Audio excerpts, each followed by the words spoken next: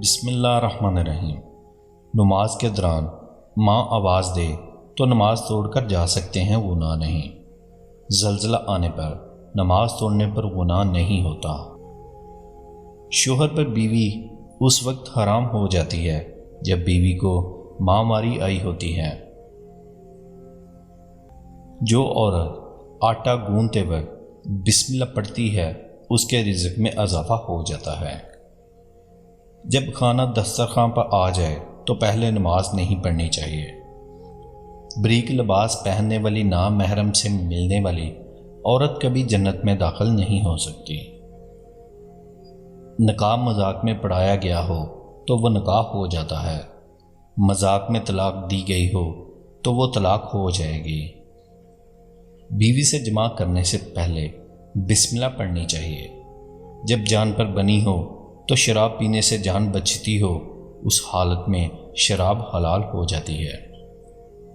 گدھے کی آواز واحد آواز ہے جس کو اللہ تعالیٰ نے بنایا، پھر اللہ تعالیٰ نے اس کو ناپسند فرمایا۔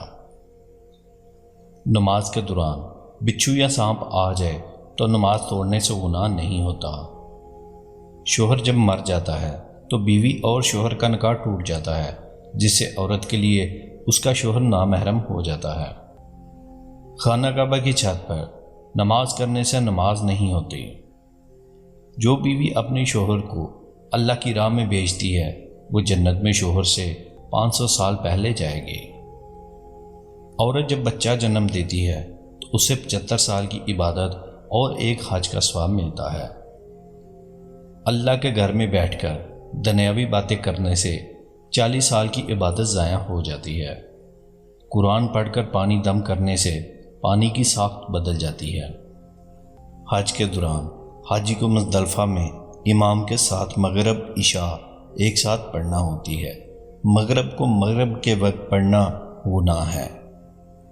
چمگادڑ واحد پرندہ ہے جس کو حضرت عیسیٰ علیہ السلام نے پیدا کیا، اور وہ بھی اللہ کے حکم سے۔ شراب پینے سے پہلے بسم اللہ پڑھنا حرام ہے۔ نماز جنازہ وہ واحد نماز ہے جس میں کوئی بھی سجدہ نہیں ہوتا۔ پخانہ کرتے وقت اللہ کا نام لینے سے منع کیا گیا ہے۔